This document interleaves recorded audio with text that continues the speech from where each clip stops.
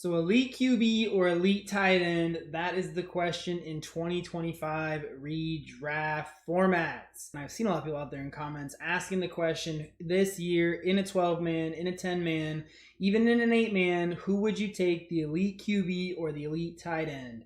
Now, for me, this could be the difference between winning your fantasy football championship in 2025 and losing pretty much hands down. So if you're looking to know which gives you the bigger edge in my estimation this coming season, stay tuned. So this year for tight ends, you're looking at either Brock Bowers, Trey McBride, or George Kittle. They're all going starting in the second round, then the third round, then usually the fourth round in your 12-man redraft leagues. Where in correlation with the QBs, I would say that there's realistically 4 or 5, depending on how deep you classify an elite QB. For me, you could stretch it to 5. That would be none other than Lamar Jackson, Josh Allen, Jaden Daniels, Joe Burrow, and then Jalen Hurts. So those would be the 5. So for me, this coming year, I think that right there, that kind of gives you an idea, or it should, of which way I'm leaning. You have 3 guys that we consider elite tight ends, and you have 5 guys that we consider elite QBs. I think that holistically over the years, you've seen a much larger drop-off and positional scarcity when it comes to the tight end position. And I believe that we're going to find the same thing this coming season in 2025. The other big thing I like to think about is last year when we were drafting in 2024, there were a lot of QBs that finished as QB1s last year that were not even remotely drafted as QB1s in our drafts in 2024. Those being the likes of Baker Mayfield, Jaden Daniels, and then Jared Goff. I know for some people in 12-man leagues, Jared Goff may have been going around QB 11, 12, or 13, but he wasn't drafted in everybody's league the entire year. We also have the likes of Bo Nix and Sam Darnold as well to give us 5 QBs that were not being drafted as QB1s last year that finished as QB1s in 2024. So when we think about QBs going at like QB 8, 9, 10, 11, or even 12, there's not a huge gap between that group of QBs that are actually being drafted and QBs that are going like QB 13, 14, 15, 16, 17 as far as the rankings go. So you're not having a huge value over replacement. All of that in culmination really starts to push us more and more towards elite tight end being the way we should be going and drafting this season. Now, on the flip side, for tight ends, it's pretty easy to find out that there's 3 real guys that you're going to want to be drafting. But to go from tight end 3 to tight end 4, I think there's a pretty steep decline.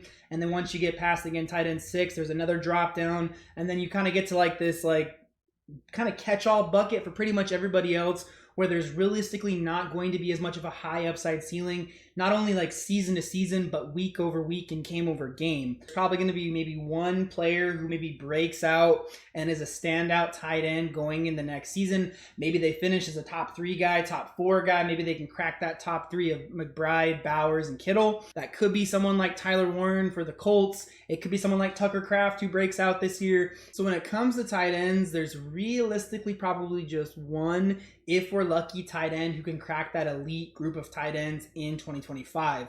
When it comes to QBs, though, there's a good chance that there's 2, maybe 3, 4, maybe even like last year, 5 guys who could end up finishing, again, as QB1s or closer to elite QBs.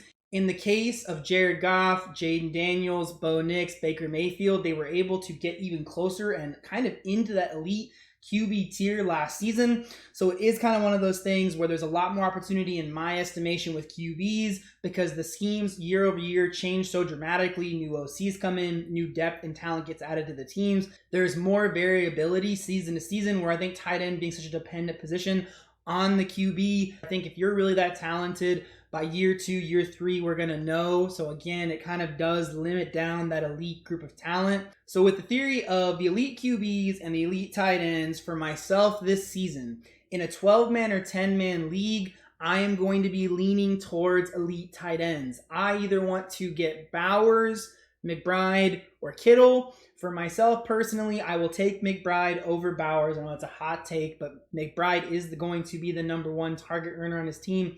It's not even going to be close. The other person that I would take from the elite tight end group would be George Kittle, and that's just because he's going so much later in your drafts. It is around the 2 rounds depending on your league.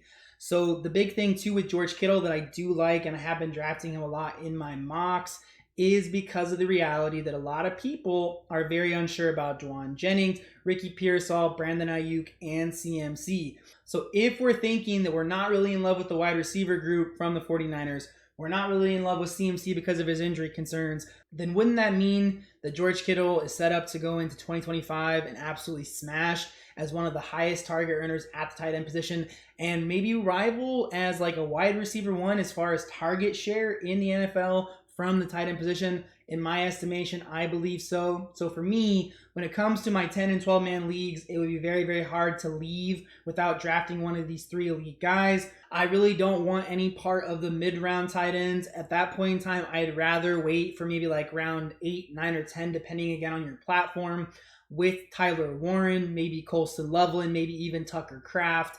Those are just guys that if I'm going to wait, I might as well take a high upside pick on someone that I think could break out this season in one of those 2 rookie tight ends, or Tucker Kraft, who I think showed flashes last year, and this could be the year that he actually breaks out. I'd rather just not waste one of my mid-round picks on a different flyer when I'm not really going to get a value, in my opinion, at tight end at that position. I'd rather just wait, take a flyer on some dude, and worst case scenario, maybe somebody else breaks out halfway decent. And if they don't, then I'm stuck with one of the middling tight ends. Great, so is most everybody else in my league. But that's only if I cannot get one of those elite tight ends earlier in my draft. The other big thing I would say, though, is that if you're somebody who's trying to maximize value in your drafts, you're someone who's actually trying to win in 2025, you need to be looking for value in your drafts. Most people already know that. But when we're looking for value in our drafts, it doesn't mean that we always have to reach for tight ends. Even if I tell you the answer, it's elite tight ends. You got to take one of the top 3 guys. There's going to be situations where you might not be able to get them. People in your league might overreach and overvalue them even more than you do, and you completely miss out on those top 3 guys. What I would tell you, my piece of advice is, and again, I'm not trying to tell you to freak out when you do your drafts and overreach. If I'm not able to get an elite tight end, a top 3 guy, then I have to pivot immediately to an elite QB. Personally, humbly, I'm not saying it's impossible, because obviously nothing's impossible. If you're not getting one of those top 5 QBs or top 3 tight ends, you're not getting one of the elites of either group. I'm not saying it's over. Like I said earlier, anything's possible. Let me know if you end up not drafting any of those 8 players and you still win, because I would love to hear how you did it. It's very, very difficult, though, to imagine you're going to win a 12-man league if you're not getting positional advantages. On the quick flip side, though, maybe you're in a league that everybody overvalues QBs and tight ends, and maybe you can find some crazy, crazy value on wide receivers or running backs who are falling maybe an entire round, maybe even 2 rounds in your draft. Maybe that's the point in time where you do avoid QBs and tight ends and you just let your rest of your league mates draft them, and you get some crazy good values on your other positional players, and maybe that sets you up to win later because you're able to make up some of the point disadvantages by just having a stronger depth and stronger level of starter at your running back and wide receiver spots. Probably not super likely, but if you find yourself in that position, don't be like, oh, Eden said if I didn't get one of these guys, I'm screwed. Now I got to pick one, and then you're kind of just fumbling through your draft. Try and find the value. So maybe you find yourself in that spot. Great. Draft more running backs and wide receivers and smash in that position more so than at QB and tight end. So hopefully this video helps you get just a little bit closer to winning your fantasy football championship in 2025.